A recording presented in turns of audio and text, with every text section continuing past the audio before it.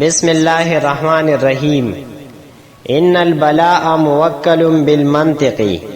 ان البلاء بیشک مصیبت موکل دا راضی بالمنطق د خبرو په وجه. په دې ضرب المثل کې دا خبره بیان کړې ده چې په انسان باندې اکثر مصیبت د خبرو د وجه ناراضي او د هغه وجه دی چې دی خپل کلام ته سوچ او فکرونه کی بغیر د سوچ او فکر نه خبري وکي نو د هغه د وجه نه په مصیبت راشي. نو انسان لپاره دی چې کله دی خبره اترې کوي نو خو سوچ او فکر سره دی خبره کوي او دا سه خبره دی نه کوي چې د هغه د وجه نه دی په مصیبت کې گرفتار شي. ان البلاء موکل بالمنطق.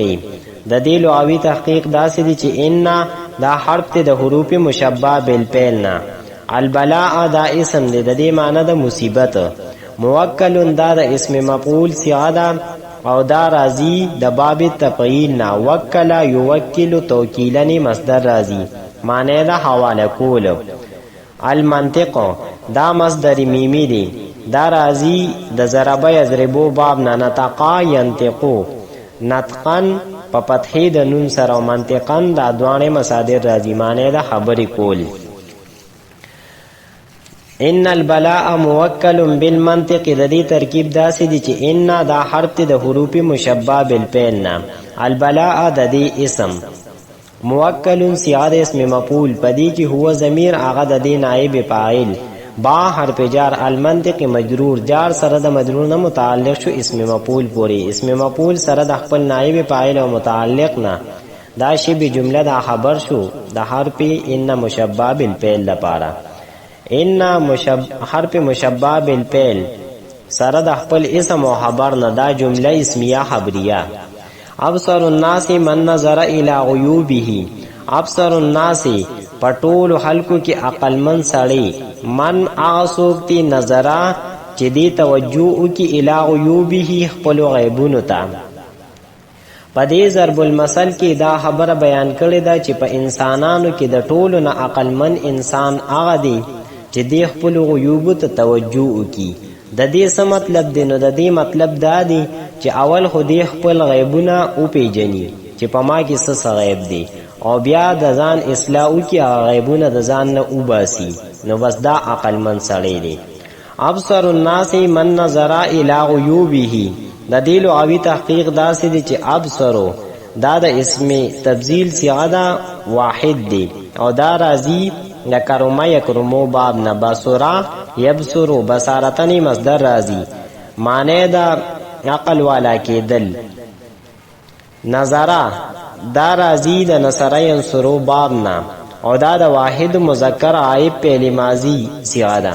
نظرا ینظرو نظرنی مصدر راضی معنی د توجه کول. غیوب دا جمع د دې واحد راضی غیب. ابصر الناس من نظر الى غیوبه. د دې ترکیب داسې دی چې ابصر دا مضاف دی، الناس مضاف الیه، مضاف سره د مضاف الیه نه دا مبتدا، من اسم موصول، نظر فعل پدې کې هو ضمیر مستتر هغه د دې فاعل، اله حرف جار، غیوب مضاف، هی ضمیر مضاف الیه، مضاف سره د مضاف الیه نه دا مجرور شو د اله حرف جار، جار سره د مجرور نه متعلق شو نظر فعل پوری، نظر فعل سره د خپل فاعل او متعلق نام، دا جمله فعلیه دا صله شو د من اسم موصول لپاره، اسم موصول سره د صله نه دا خبر شو د مبتدا لپاره، مبتدا سره د خبر نه جمله اسمیه خبریه. اول العذب جنون و آخره ندم.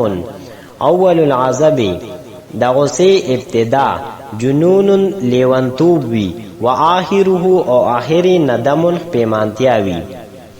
پدې نصیحت کې دا خبره بیان کړې ده چې د غصه ابتدا دا یو لیونتوب وی. څنګه چې لیونی سړی ته د یو کار پته نه لګي چې دا کار ټیک دی او کو ټیک نه دی، دا زه چې کوم کار کوم دا مناسب دی او کو نه دی، دقه سي چې کوم سړی غصه شي هغه تم پته نه لګي چې دا کار مناسب دی او کو غیر مناسب دی.